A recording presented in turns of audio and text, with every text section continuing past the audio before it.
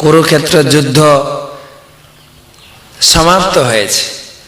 কুরুক্ষেত্রের যুদ্ধে দুই মহান ব্যক্তিত্ব ছিলেন না, এক হচ্ছে বিদুর, দ্বিতীয় ব্যক্তি বলরাম, দুজন ছিলেন না।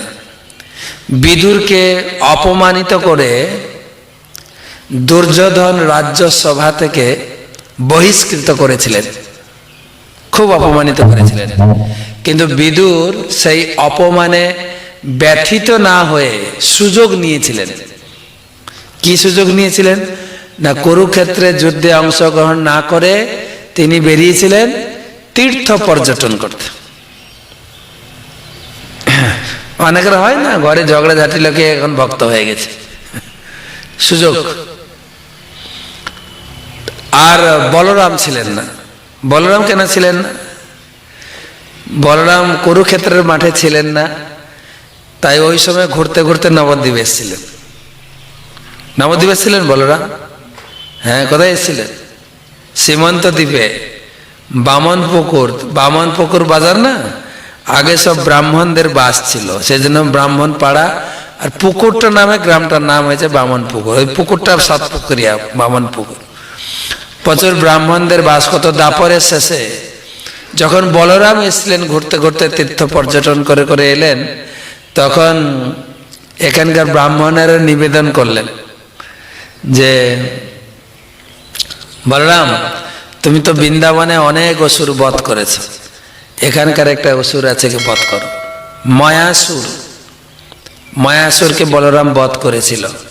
সেই যেই জায়গায় বধ হয়েছিল সেই মাঠও এখনো আছে, ময়ামারি মাঠ। কিন্তু কথাগুলো অপভ্রংশ হয়ে গেছে, এখন আর ময়ামারি মাঠ বলতে পারে না লোকে, লোকে বলে মারামারি মাঠ।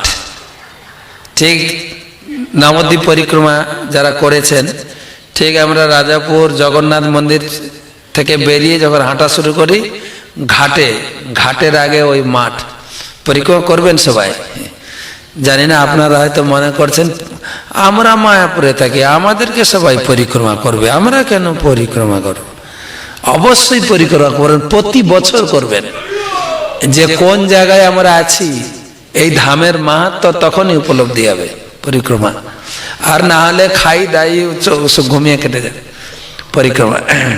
আজ থেকে গীতা ভবন, অন্যান্য পরিক্রমা রেজিস্ট্রেশন শুরু হয়েছে, গীতা ভবনে আজ থেকে শুরু হচ্ছে। আমাদের লোকাল লোকের জন্য স্পেশাল একটু ডিসকাউন্ট আছে, যোগাযোগ করবে। তো বলরাম এসে, বলরাম কেন ছিলেন না যুদ্ধক্ষেত্রে? না, বলরাম সবসময় দুর্যোধনের পক্ষে ছিলেন। আর কৃষ্ণ কাদের পক্ষে ছিলেন? পাণ্ডবদের পক্ষে। দুর্যোধন বলরামের সাক্ষাৎ অস্ত্র শিষ্য ছিলেন, বিশেষ করে গদা যুদ্ধ শিষ্য ছিলেন। সেই জন্য সবসময় বলরাম দুর্যোধনের সাপোর্টে ছিলেন। এমনকি নিজের বোনের বিয়েটাও দুর্যোধনের সঙ্গে করাবে বলে সব স্থির করেছিল।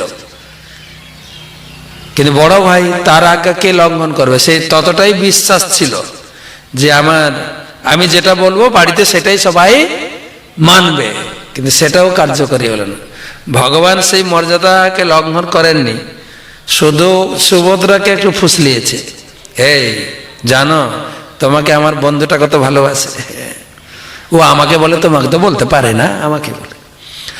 আবার বন্ধুর কাছে গিয়ে বোনের কথা শোনায়, আমার বোনটা যে তোমাকে কত লাভ করে কি বলবো, সে তো সরাসরি বলতে পারে। এই দুজনকে লাগিয়েছে, দিয়ে ঘর থেকে পালিয়ে বিয়ে করেছে। তখন আর কিছু করতে পারেন। তখন ও দুর্যোধন দেখেছেন, বলরাম দেখেছেন সব কাজে ও ফেলিয়ার হয়েছে। এই কুরুক্ষেত্রের মাঠে থাকলে আমাকে তো দুর্যোধনের পক্ষে থাকতে হবে, কিন্তু জিত হবে কার, জয় হবে কার? বেকার বদনাম নেবো কেন, তাই পালাই এখান থেকে। তাই কুরুক্ষেত্রের মাঠে না থেকে ঘুরতে বেরিয়েছিল সে।